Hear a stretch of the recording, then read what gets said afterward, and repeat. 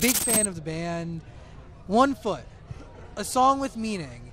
You took, I mean, a phrase that everybody knows growing up, just put one foot in front of the other, and you expanded on it. In my mind, it's like inventing toilet paper, right? Something that seems so simple that you wish you did. But who came to the table with that concept? That was Nick. Yeah, I guess I can't remember. I guess that sometimes a lyric comes out of just gibberish. You're feeling, you're singing along to the music, and something comes out, and that was like a phrase, I guess, that was on the tip of my tongue, and it felt all of a sudden really poignant, actually, because of what the band had been through and what seemed to be, what's going on in the country and around the world.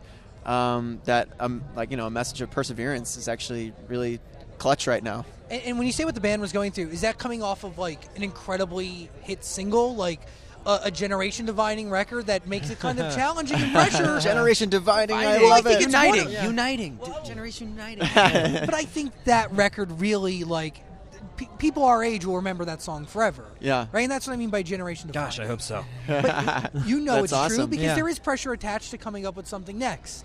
Definitely. A little bit, Well, it's like if I made a great roast tonight and I served it to you all, and you guys are like, this is among my favorite meals that have been released recently.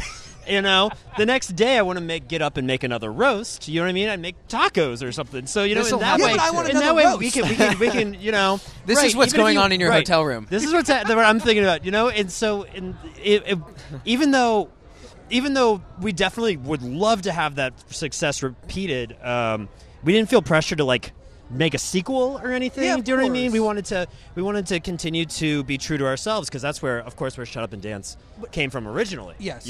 But it's being true to yourself, but also being like, okay, I'm gonna be myself, come up with, I don't know, how many records did you guys create between Shut Up and Dance and the release of your actual album that just came out like last week? How many records? Yeah. Like how many albums? No, how many songs? Sorry, I call we had 50 songs. records Oh, right. sometimes. Yeah, Oh, right. yeah, totally. You could- About 50. Radio parlance, right? Yeah, and if you're in the UK, they call a song a record. Right, sure. Right. You No, know. we had 50 songs for this record.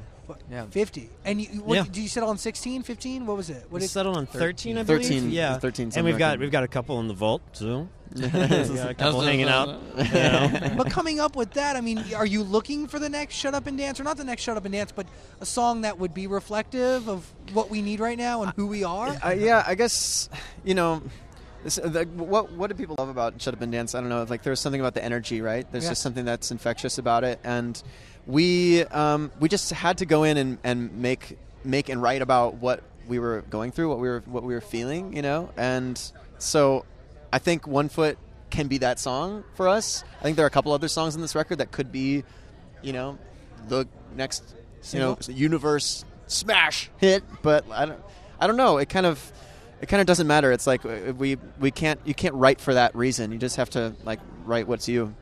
Does this album tell a story? Yeah, I would say so. What is the story? There are a lot of love songs on the record. There's a lot of heartbreak on the record, and I think through that character, through that experience, we also are kind of infusing some of the experience of the band itself, of going through a period of kind of not quite breaking up, but questioning that, and then coming back together and making that choice to move through it and become bigger, better, faster, stronger from it. It's a resurrection tale. It's really what it is. Yeah, exactly. Rising from the ashes. Exactly. Absolutely. Lazarus and all that. Yeah. That.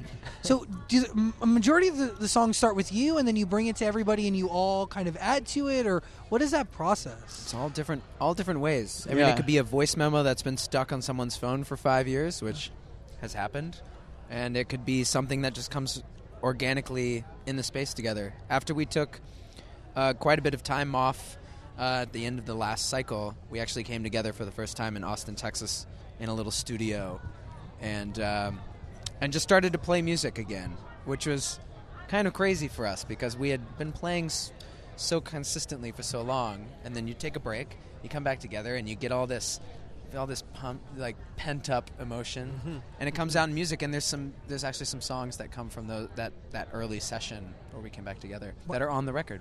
And so that first time you get back to you come together after playing the same song every night, right? Yeah, the same right. set of Yeah, songs. right. Yeah.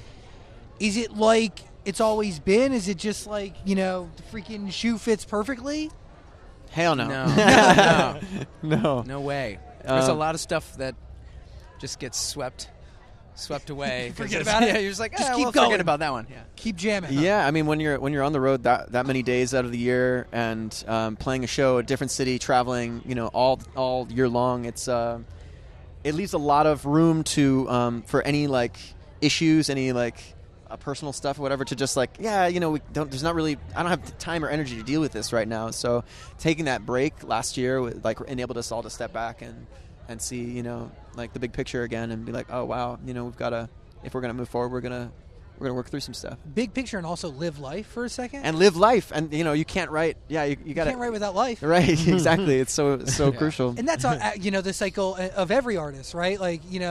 You write to live, but you can't write without living. But Right. you also got to work through. It's The songs about eating miniature boxes of cereal on the bus at 3 a.m. tend Not to not good. do very They don't well. sell. But Nobody connects. right. No one connects with nobody. But it was great. We took time to recharge our batteries and really came back stronger than ever. This is of our 3-record career. This is the thing that we are most proud of so far, and we're super psyched to get it on the road. We're gonna travel all over January and February. Cool. And all over North America, and then we're taking this global, and we just I'm excited to dive back into some miniature boxes of cereal, man. I am so happy for you. Thank you, brother. Well, I congratulate you on the new album, and I ask that when you come to town, please come by the studio. We'd love to really have a conversation with you. I always feel like it's cut short, but I have questions, and appreciate your work, so I thank you guys for stopping by. Thank you so much. Thank Walk you. the moon, everybody.